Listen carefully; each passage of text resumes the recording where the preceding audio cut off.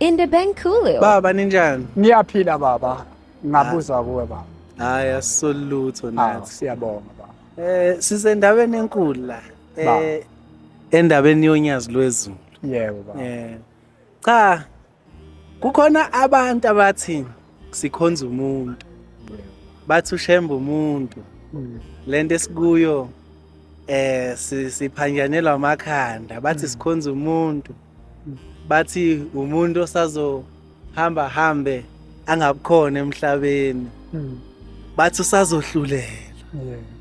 Manje njengeNazaretha ngicela ucacisele umhlaba ukuthi yini le esenza silandele unyazi. Yini le esenza silandele le ndaba enkulu ewushemba. Ngiyabonga baba. Baba ukuphendula lo mbuzo wakho kafushane nje. Ushembe uyikho konke mfowethu emhlabeni. Ushembe uyise wabafelokazi, uyise weinkedama, wabaswele nalo lonke uhlobo lokuhlupheka masikhuluma ngomkhululi weziboshwa sikhuluma ngoshembe mfowethu. Ushembe emhlabeni mfowethu abantu abaningi mfowethu baphila ngaye. Ngangokuba ngingakubeka ngingahlonizi ukuthi ulithemba lezimpilo yempilo yeAfrika. Yonkana ushembe unyazi lwezulu. Ubani uNkulunkulu wenu? uNkulunkulu wethu ushembe unyazi lwezulu. Kungani nithi ushembe uNkulunkulu futhi yini umsebenzi kaShembe emhlabeni? Kungani futhi ngoba ngikufice la ukhonza isabatha namhlanje. Kungani nikhonza ngesabatha? Ngicela uphendule lo mbuzo emithathu. Indaba uthi ushembe uNkulunkulu. Kungani nikhonza ngesabatha yini umsebenzi kaShembe emhlabeni? Ngiyabonga baba. Kuningi baba engingakuchaza ngobuNkulunkulu kaShembe kodwa engifisa kakhulu ukuthi ngigxile kukhona noma ngikhe kukho ezintweni eziningi ebengayithatha. Okokuqala into enza ngithi uShembe uNkulunkulu. uShembe uyakwazi ukuthi uma isidumbu somuntu esethule sisemakhazeni noma sikuleyo ndawo esisuke sikuyo singakafihlwa asivuse abuye umuntu aphile asitshela ukuthi ubesehambile esezweni elizayo leli elisetshenziswa amakholwa wonke. Uma eke wathi ubuye ezweni elizayo ayikho indaba enyaka ayixoxayo usitshela ukuthi lapha akafike khona ufice uShembe wasembuyisa wabuye waphila futhi njoba esuke sevukile. Ngesabatha njoba sikhonza nje ngesabatha ilona suku lolu olungcwele esalinikwa uShembe ukuba sikhonze ngalo uNkulunkulu njengoba kulotshiwe embhalweni ukuthi siyawusebenza izinsuku ezisithupha kodwa lesikhombisa ilona esiyolihlonipha ebese sikhonza ngalo uNkulunkulu. Yingakho ke sikhonza ngalo. Bengicela ukubuza ukuthi ke uthe uShembe ukwazi ukuthi avuse umuntu esehambile. Baba wami. Ngabe ngoba abantu bethi inganekwane leyo khona yini into ephathekayo noma umuntu wena omaziyo owakwavuka esehambile ngalo Shembe? Ukuthatha isibonelo baba wami noma ukuveza ubufakazi benkulumo engiyishoyo lapha ebandleni lamaNazaretha sinomfundisi owaziwa kakhulu nodumile umhlaba wonke nakubantu abangayimbethi kwemhlophe abamaziyo ngokuhlabela nangey'nkonzo zakhe ezihlabahlosile. Lo baba umfundisi engingambalo lo baba umfundisi uMlungwane waseMtubatuba owayehambe emhlabeni nomfowabo bebabili bedla uphoyizeni nokwathi uma kuyobikwa enkosini yamaNazaretha yayise lo wayethunyiwe owayesithunywa eyobikela inkosi yayisithi uzawuvuka. Umphefumulo kaMfundisi wawufakwe esigujini sasesiyavalwa isigubhu. Yayithe inkosi yamaNazaretha uyothi lo wayethunywa uma efika ekhaya bese sivulwa isigubhu uyobe sevuka. Nempela baba kwaba njalo. Uma ufisa singafika nakuye azikhulumele yena ngokuvuka kwakhe esethule. Baba ngiyabonga.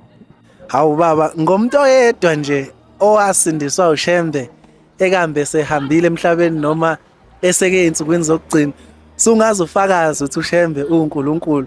Angithi ufuna ukuprove something you need at least 2 izinto ezizosupport ukuthi lento isho iqiniso ngoba ke kuthiwa icoincidence mayenzeke kanye.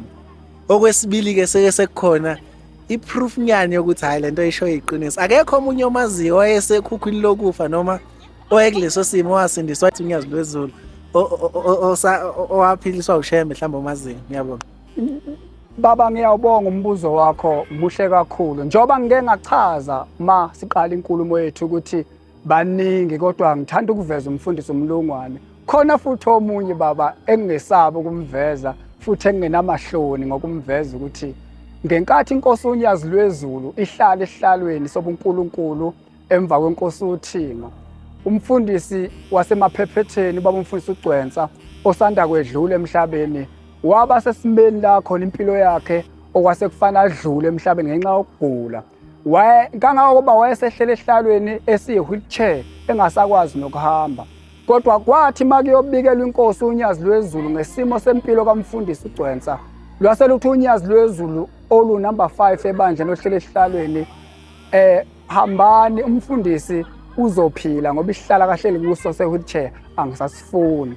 Nempela baba, kwathi uma sekuphuma izwi lenkosi kanjalo wase umfundisi eyasukuma esihlalweni sakhe se-wheelchair. Kodwa ngiyafisa ukuveza ukuthi engakasukumi lesihlalo se-wheelchair, uNkulunkulu wamaNazaretha uNyazi lwezulu lwamlanda ekhaya wazophatha inkonzo yesabatha ehlele esihlalweni se-wheelchair. Nokwathi emva kwaleyo nkonzo ekade eyiphethe wayeseyasukuma umfundisi eyihambela ngeenyawo zakhe. Waphila kumfundisi wenkosi iminyaka ewu-9+ ngoba ezewedlula emhlabeni nje kamuvana kulezi insuku ezedlule. Kodwa waphila ngomsa wenkosi okwangabe engasekho emhlabeni leminyaka engisho ukuthi ingaphezulu kwe-10. Baba, uyangidida manje. Ukhuluma ngoShembe wesihlanu. Kanti oShembe bangaka emhlabeni? Uthe uShembe uNkulunkulu. Kusho uNkulunkulu sebeyisihlanu noma uyangidida manje oyichaze lento nje uchazela ingane esaphuma ecrash njengakoqondi kahle. What do you mean muthi uShembe wesihlanu ekubeni uthe uShembe uNkulunkulu? Kusho uNkulunkulu wesihlanu noma ochaze lapho uyinabe isukaphi nje uze kuthi uShembe uNkulunkulu and wazi uNkulunkulu wesihlanu uNyazi lwezulu. Kusawuye lo Shembe lokade ukhuluma ngaye ekuqaleni othi uNkulunkulu. Ngiyabonga. Angiqale ngokukhotha noma ngicaphune ezihlabelelweni zamaNazaretha ingoma ka220 ethi lengoma khona ivesi engilithandayo kule ngoma ithi Nkosi vusa omunye endlini yakho ahole ibandla eliyingcwele lamaNazaretha. Kulawo mavesi aleso sihlabelo ngithanda lelo vesi ngoba le ndaba ongibuza yona ichumana kakhulu nombuzo. Kodwa ke ake ngiye embuzweni wakho straight ngiqonde kuwo. Uma sithi uShembe, mangithi uShembe munye akehluke ngalutho. Oqala nje uShembe uma ekhulume into njengoba babamkhulu ma eseshintsha inyama kuzohlala uNkulunkulu wesibili ilanga lamalanga, wakubalula ukuthi inkosi ezayo emva kwami njengoba sithi uShembe akapheli emhlabeni isiyaphuthuma isifisa ukuhlala kwesihlalo engihleli kuso. Okusho ukuthi ngamanye amazwi amafishane, uma njoba inyama ikhona emhlabeni yomuntu kuye kufika isikhathi la khona ekhathala khona ngokuhamba kweminyaka. Kodwa uShembe ke kapheli ngoba kafani nabantu. Uma ikhathala inyama kaShembe kuba khona uShembe ohlalayo abe uNkulunkulu njengalo kade kusuke kuNkulunkulu ekhonzwa amaNazaretha. Ubufakazi balokho phela mfowethu uzokhumbula ukuthi amaNazaretha akazebe neholide la khona okuthiwa khona uShembe akakhonzwa ngoba useshintsha inyama. Kodwa uthi uShembe maye eshintsha inyama kuvela uShembe omusha siqhubeke sikhonza uNkulunkulu. Nokuthi njengoba ngithi uShembe wesihlanu kusuka kubabamkhulu kuze enkosini yesibili inkosi ilanga, kuze enkosini yesithathu inkosi inyanga yezulu, kuze enkosini yesine uthingo lwamakhosazana, kuze kufike kulo Shembe osekhona manje uNyazi lwezulu. Uma ungathola iNazaretha emgwaqeni ulubuze ngemisebenzi yalabo Shembe bobahlanu bazokutshela umsebenzi owenziwa uShembe ngendlela eyodwa nangendlela yokuthi uShembe akazayeke ukusiphilisa, akazayeke ukusindisa, akazayeke ukusenzela izinto ezinhle, akazayeke ukusinqobela amadimoni. Lokhu waqala kubabamkhulu kuze kube manje uShembe useyinto eyodwa. Khona ingoma ethi uShembe wasemandulo kuseyuyena namhlanje. Ngempela kusenguye uShembe. Kuyoba nguye futhi kuyoze kubhubha umhlaba. Baba, uthi ubaba uyithemba le-Afrika yonkana, lempilo ye-Afrika. Ba. Yebo, sikhona isihlabelelo esisaziyo sithi phakama Afrika afuna umsindisi. Yeah. Namhla uyinhlekisa yazo zonke izizwe. Namhla uyisiqwasho sokusula inyawo zezizwe. Ba. Kodwa ke sibona ngani ukuthi uye lo msindisi ngoba kubhaliwe eBhayibhelini kuthiwa kuyovela ababholofithi abaningi bamanga. Yeah. Bayowenza imisebenzi emikhulu. Benza into ezinkulu. uShembe bajwayele ukuthi ke mase begxeka bathi ufola kuleyo category. Uhluke ngani uShembe nalabo babholofithi abashiwoyo? Baba, angisho ukuthi indaba kaShembe indala kakhulu baba. Indaba endala. Uzokhumbula baba ukuthi esikhathini esisemuva esivela kuso cishe sabazali babazali bethu. Ngikhuluma ngesizukulwane esisemuva kakhulu mangikhuluma ngabazali babazali bethu okungomkhulu nogogo bethu. Ngenkathi bekholwa kuleli bandla lamaNazaretha bekuyibandla ebeliphansi mfowethu ngayo yonke indlela ongayicabanga. Kuyibandla beligxekwe emhlabeni, kuyibandla labantu abadala. Kodwa ke ake sibuye namhlanje siqhathanise kuleso sikhathi sasendulo sokhokho bethu noma somkhulu bethu nesikhathi samanje. Lokho eshilo uShembe ukuthi abantu bayeza kuleli bandla lamaNazaretha abezayo bangaphezulu kwethu njengoba sikhona. Okusho ukuthi ngamanye amazwi mfowethu ukuhlukanisa uShembe noNkulunkulu abakhona, oNkulunkuluwana abakhona. uShembe kusukela endulo ngo1910 ekhona kuze kufike namhlanje uzobona mfowethu ukuthi ukukhula kwebandla lamaNazaretha akukhomba ukuthi uShembe ngempela uNkulunkulu vele ezulwini. Awukho ke mfowethu umlingo okhona. La sikhuluma ukuthi uShembe uyaphilisa, uShembe umsindisi, uShembe ukwazi ukushintsha isidalwa inkubela ayenze ibe umuntu. uShembe ukwazi ukuqaqa amafindo omuntu aboshiwe ukuthi ngeke abe lutho. Awushintsha uShembe lokho umuntu aphila impilo ayivele ezalwe uyise nonina ayibekele ukuthi uyiphile. Baba cha ngiyakuzwa uthi uShembe uNkulunkulu. Lokho kusho ukuthi uShembe uNkulunkulu. Yeah. Kodwa emlandweni siyathola ukuthi uBombela wayezalwa uyise nomama. Wakhula wayinsizwa njengeinsizwa. Yeah. Wakhula wagana. Yeah. Kushintsha nini ke sekuthuse uNkulunkulu manje? Umbuzo womuntu usho njalo uthi besiphila naye. Kushintsha nini ukuthi useUNkulunkulu ke manje sekumele mina ngimkhonze? Yini lenza ekuye noma eyenzeka aze abe uNkulunkulu uBombela? Masusuka ke kuBombela kuhluke ngani uNkulunkulu oBombela noNkulunkulu osewunyazi lwezulu manje? Ngiyabonga. Baba angisho ukuthi uma ubabamkhulu edlule esigabeni sokuba insizwa njoba ubeka ubuza kufika isikhathi la khona izwi elimthuma khona lifika ekubo entabazwe lithi izwi mntanami hamba eNatali entabeni la uyofika uhlangane khona nomoya kaNkulunkulu. Engifisa ukuthi wakhe ibandla kaNkulunkulu eliyingcwele uma udibana nalowo moya. Siyafika isikhathi la khona ezethatha isinqumo sokuyijuba ubabamkhulu ehamba eKZN eNatali. Uma efika kukhona ke intaba ayiyalelwe yona yizwe ukuthi uyofika ahlangana khona nomoya oyingcwele. Nokuyila khona okwathi uma eyolindile umoya oyingcwele yafika yonke imimoya eyafika okwangeyona imimoya kaNkulunkulu eyayifika ithi yimi uNkulunkulu engithuma uthuze kule ntaba. Kodwa akakaze ayimukele uBombela leyo moya nokwaze kwafika umoya okwakuyiwona wona ungqo esizwa kuthiwa uma uqhamuka lo moya kwaba nokuhalalisa kwezihlahla, ukuhalalisa kotshani, kwaze kwafika la khona ngenkathi lo moya ufika kwaqhamuka ingelosi eyiphethe itray elalinegolide phakathi nokwathi mabehlangana nobabamkhulu wase eba uyise wayo yonke into ekhona emhlabeni. Okusho ukuthi kukhona into eyayimthumile uShembe. Yebo baba. Manje umuntu uzobuza uthi ke indaba singakhonzi lento othi wena yayithuma uShembe, indaba sikhonza uShembe. Kanti yini uShembe? uShembe umoya oyingcwele baba.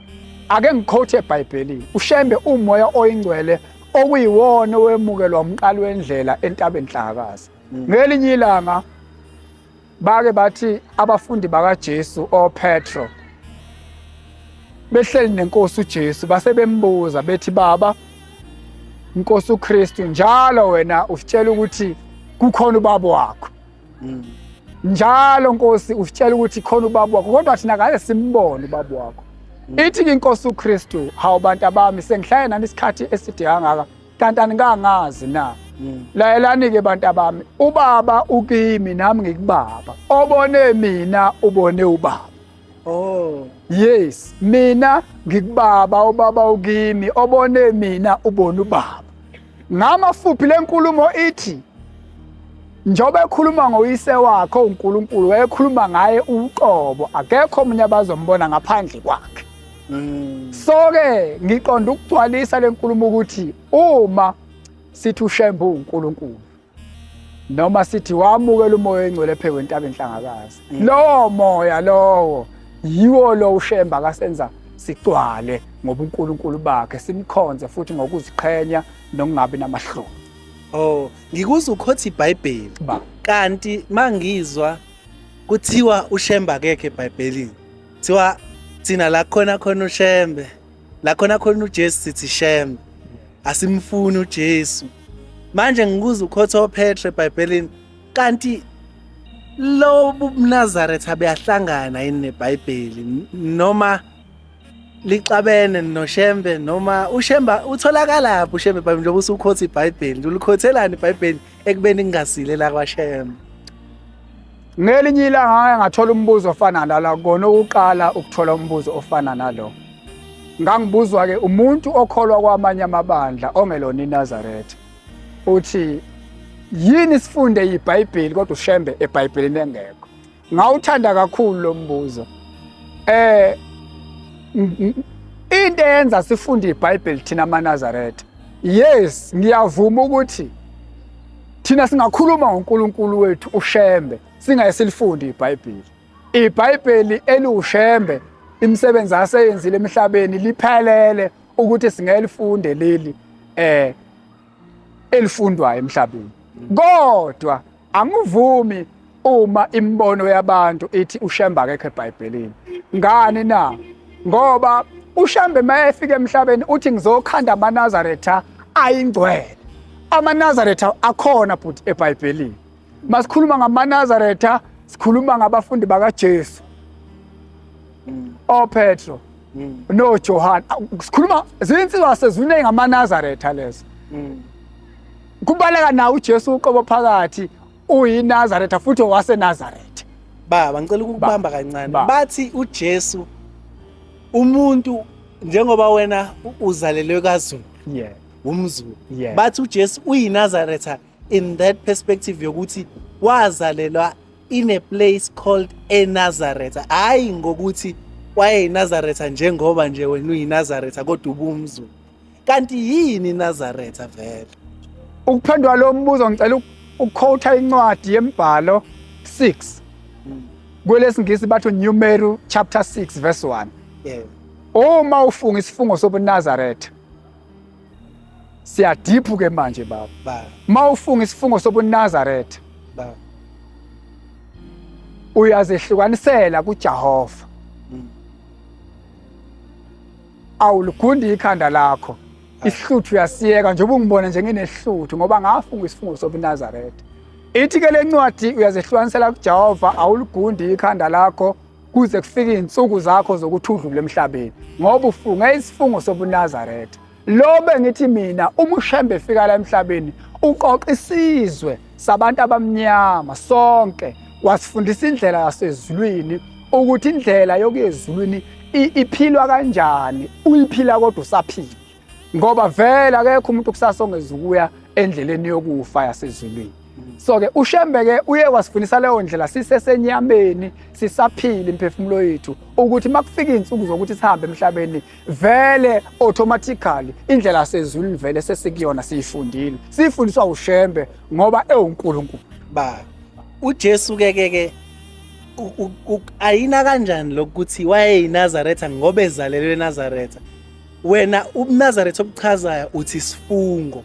Kukhona yena uJesu la kuvela khona ukuthi Yesu wayezalelwe eNazaretha kodwa wasenza isifungo sokuthi abe iNazaretha lelo thi likunumeri 6. Khona yini into enjalo eyamasayini eJesu ukuthi wayeyiNazaretha not only based on indawo ayezalelwe kuyona but nange lifestyle ayiphila ethi lo wayeyiNazaretha. Ake ngiphinde futhi ngiquote eBhayibhelini. Kunencwadi ekhuluma ngenhlalisuthi uSamson. Baba. uSamson wayeyiNazaretha baba. Yeah. Masifunda phansi wayengaphucile ekhanda. Wayengaligundi ikhanda lakhe.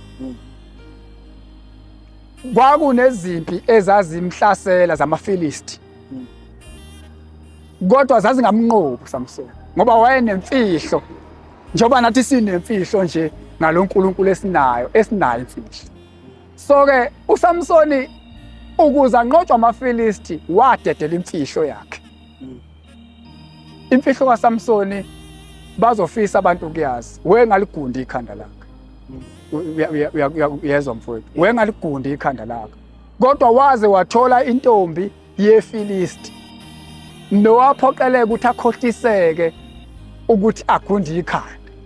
Kwathi uma eseligundile ukugunda kwakhe ikhanda amandla akhe uSamson abe esenza njani eseshabalala nokwalidele ekuthenini izitha eyamaFilisti zimzuze zimbulala.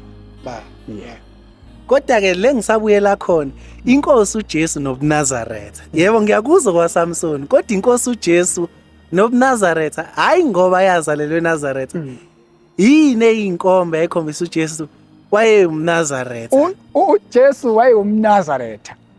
Uma izitha zakhe sezimbulele zambethela esiphambanweni ngosuku abethelwa ngalo. Uzokhumbula ukuthi baba masifunda phansi ithi incwadi yeBhayibheli kwaphoqa ukuthi ehliswe esiphambanweni umzimba wakhe ilanga leSabatha lingakafiki. Wehliswa uJesu ngolwesihlanu ilanga leSabatha lingakafiki ngoba wayehlonipha iSabatha. Leli nathi sihlonipha njengoba singamaNazaretha nje esikhonza.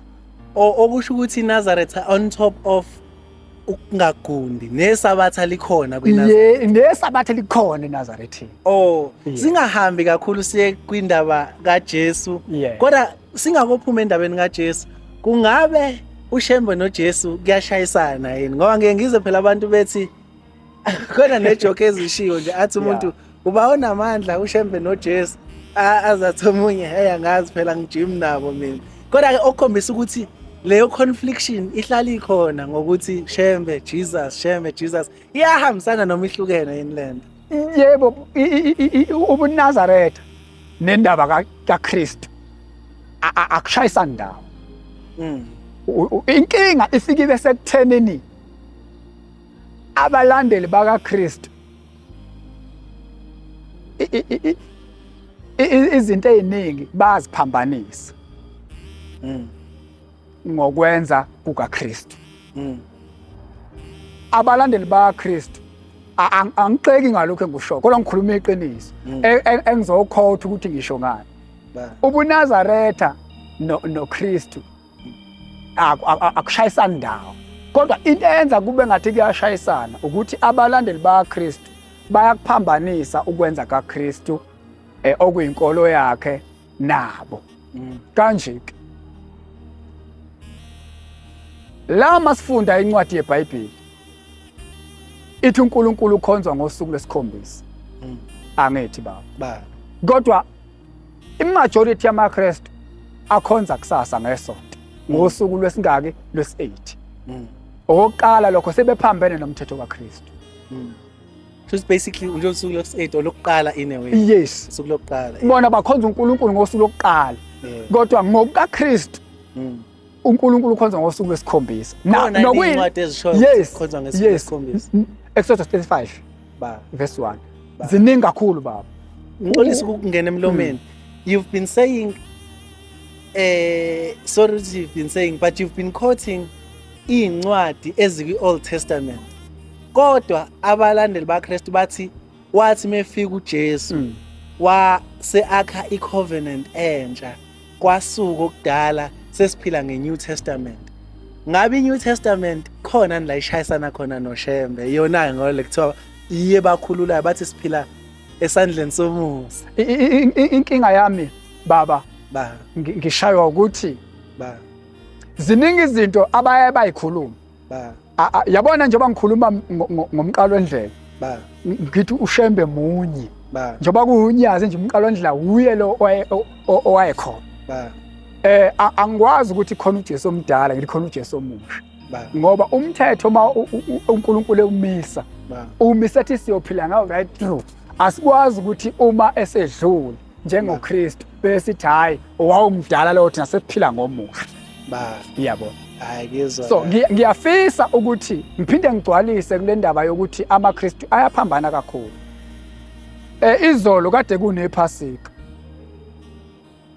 ba izolo bekunephasika ba kodwa ngokwencwadi yeBhayibheli iphasika lithi lingoJanuwari mhla ka-14 ba kodwa leli lamaKristu lishintsha njalo uyabona ngokunye lingoMarch ngokunye lingo-April so ke baphambene nomthetho kaKristu wokuthi iphasika liba ngoJanuwari mhla ka-14 ebusuku ngokweBhayibheli ba so ke kuningi baba engingakuthinta mayelana ukuthi baphambene nomthetho kaKristu.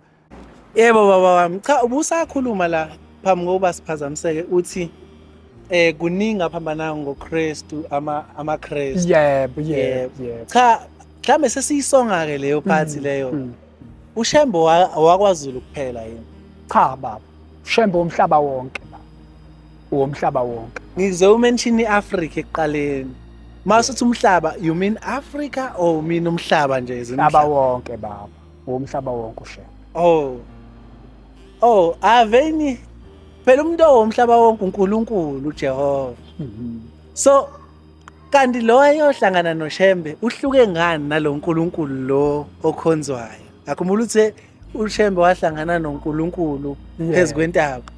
Kwangeveni kuuNkulunkulu ospecific lo noma kwakuyilo uNkulunkulu lo esithenjiswe ngayo ukuthi siyakuye kwelizayo. Ngoba ngisho ngithi baba uShembe uNkulunkulu. Kimina akukho ongale kwakhe engikulindele. Kanoma mhlambe ngingafa manje ngeke ngilindele ukubona omunye uNkulunkulu engaze ngimbone emhlabeni ngaphandle kaShembe.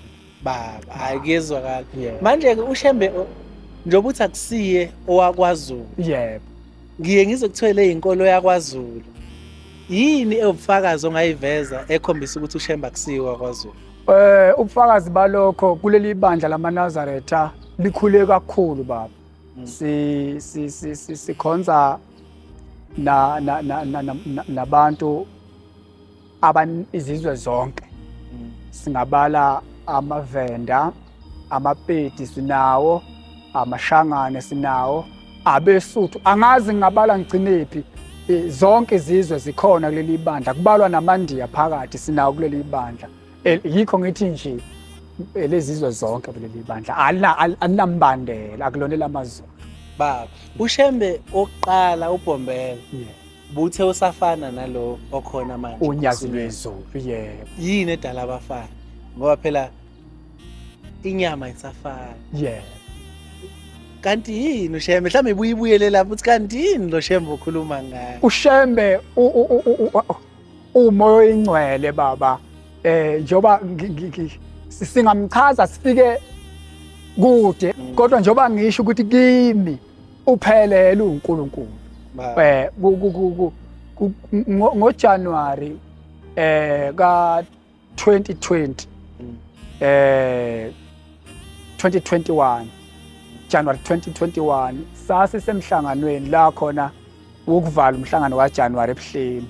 Ithi inkosi yamaNazaretha unyazi lwezulu Manazaretha kuke kufike la ababhishobhu abakhulu bezothi baba siyacela amabandla ethu ayancipha sicele akhule. Isithe-ke inkosi akekho umuntu emhlabeni ongangiboni ukuthi ngiwubani. Manazaretha ningangibiza ngokuthi ngubani. Ibuza-ke thina singamanazaretha sonke. Nokwaphoqa ukuthi ngaleso sikhathi nami ngayicabangela ukuthi nemsebenzi uShembe akayenza kithi nakimi uqobo ngingambiza ngobani. Yabo ngendlela akawuNkulunkulu ngakhona uShembe. uShembe uphelele emhlabeni. Kuyezwakala. Sesiyisonga-ke inkulumo. Ngicela usiphe imisebenzi nje noma mhlambe emthathe emine noma engaki oyaziyo nje kaShembe nje. Uyikhe nje kodwa angisho ukuthi iphuthume kodwa ngenxa yesikhathi kodwa nje uyithi nje umsebenzi kaShembe oyaziyo. Efakazela lokho okusho ukuthi uNkulunkulu. Mawukhuluma ngemisebenzi kaShembe mfowethu lingashona ilanga. Sikhuluma le ndaba kaShembe ngoba njoba ngisho ayipheli mangathiwa kubhalwa iBhayibheli kungaphela isikhathi. uShembe uNkulunkulu baba. Ngelinye ilanga uma wami ngiqala ngiyasekhaya kithi. Uma wami ongizalayo wayesehlushwe isifo seyilwane isikhathi eside nokuyisifo esamqala sizelwe thina singabantwana sibancane. Kodwa ngolunye usuku sekuhluleke bonke abayizinyanga zangakithi kwaNongoma ney'nkonzo ezazikhona ezweni lakithi awukho lapha angahanjiswanga khona. Ngolunye usuku kwafika inkosi ebusuku elele yathi wena nkosikazi lokhu kugula okukuphethe ngeke usinde endawo uyosinda ematsheni amhlophe. Ematsheni amhlophe-ke baba kusethempelini. Nokwathi ekuseni mayevuka ngeSabatha waya ethempelini laseKhansela la okwafike wakhuluma khona iy'lwane zathi namhlanje sesiyahamba uShembe uyashisa kwaba ukusinda kwakhe umama waphila. Uze wahamba ngeCOVID sekungokunye hayi lokho iy'lwane kwakumphethe. Wow baba. Hayi inkulu le ndaba. Besicela-ke usho omunye-ke sushilo wakini. Ungasho wezwe lakini-ke manje. Usho wezwe lakini sobe sesidlulela-ke komhlabaya. Ngize ngifuna uyisuse kini uyizise ezweni lakini. Mase-ke uyikhomba noma ileGoli noma uyikhomba noma ikeni. Noma kuwe. Amen baba. uShembe umqalo wendlela wafika ezweni lakithi. Ngizothatha nje ingcenyanyana ngeke ngiyithathe intshumayelo yonke ngoba isikhathi sincane sekufanele sehlukane. Kodwa uShembe wafika ezweni lakithi esuka emzini waseKuphakameni wafikela emzini wasesithunyweni kwaMpondo kwaNcumalo. Nokwathi mayefika lapho wafika ngithanda la khona ebuze emadodeni ukuthi yini izulu lomise kangaka. Athi amadoda njoba ulibona nje umuntu kaNkulunkulu kade lagcina ukuna. Yayisithi inkosi nibosheshe nihlukane ngoba lizothi ukushona kwelanga bese liyana izulu. Nempela kwaba njalo lana izulu kwagcwala imihosha nemfula yonke yakithi ngezwi likaShembe. In the Bankulu. Cha usushilo wezwe lakini bese sicela-ke manje usho owaziyo womhlaba wonke. Sifuna ukuyigoqa ikini izwe lakini noma ikiphi indawo uShembe lenza khona iy'mali. Inkosi inyanga yezulu yanikeza ngelinye ilanga emzini wasekuhleni inkonzo umshumayeli uHlophe waseSwazini. Uma eqeda ukushumayela umshumayeli uHlophe esesedokodweni wayesayixoxa indaba ukuthi wabona esewumfana wenkomo elele ebusuku esezweni la kube eSwazini. Kwafika amakhehla amathathu. Athi mayefika lamakhehla kuye kwase kukhulume lokuqala okuyilona elidala lathi mfana wena kufanele uyofunde esikoleni ngoba kuyohamba kufika isikhathi lakho noba umfundisi waseKuphakameni khona. Uthi leli phupho lamhlupha ikhawu kwaze kwaba afika okugcina lamakhehla afike aqinisekisa lokhu kukhuluma elele ebusuku. Uthi ngalelo langa wabuza kuleli khehla okuyilona lalikhuluma elidala ukuthi manje mkhulu ngoba mina ngelusa inkomo ikababa ziyoshonaphi mase ngiyofunda. Uthi-ke laphendula leli khehla lathi iy'nkomo ikababa wakho zizoluswa yimi wena ngifuna esikoleni ngoba kuyofika isikhathi ube umfundisi waseKuphakameni.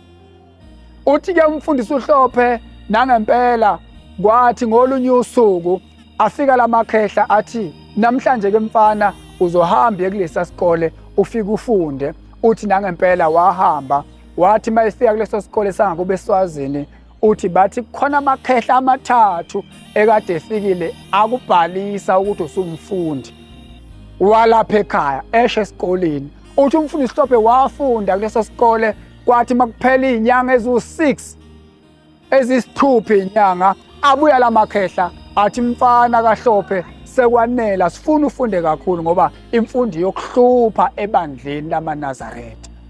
Uthi wathi mayebuyela ngakusasa esikoleni ayefunda kuso lamakhehla noma uprincipal walesi sikole wafike wathi mfana sewuqedile ukufunda hamba uye ekhaya asakudingi. Wabuyela ekhaya lo mfundisi. Uthi kwathi ey'nsukwini abuya lamakhehla athi mfana sewufundile manje su-right kodwa akakapheleli usafanele uyofunda manje iBhayibheli ezulwini. Uthi la sethi leli khehla elidala ngoba ilole lalikhuluma mfana kaHlophe uzohamba nalaba babili mina ngizosala ngeluse iy'nkomo zikababa wakho lezi ozelusayo. Uthi nangempela kwafika usuku ngelinye ilanga esibonakalisweni lele uthi afika lamakhehla amathathu lathi leli linye sekunjalo kwemfana hamba uyofunda. Uthi athi labamba ngapha elinye kule nduku ayeyiphethe lamakhehla elinye labamba ngapha kwase kuthiwa bamba phakathi nendawo mfana. Uthi ngase ngiyabamba le nduku yalamakhehla amabili kwathiwa ngihamba nawo. Uthi sase siyahamba nalamakhehla. Uthi safika ezulwini angikhuluma inganekwane baba. Uthi safika ezulwini sathi masifika ezulwini safika kuhleliwe kufundwa ngeBhayibheli. Uthi safunda ngeBhayibheli saqeda. Uthi esibonakalisweni saqeda ngeBhayibheli. Uthi ngase ngiyaphaphama.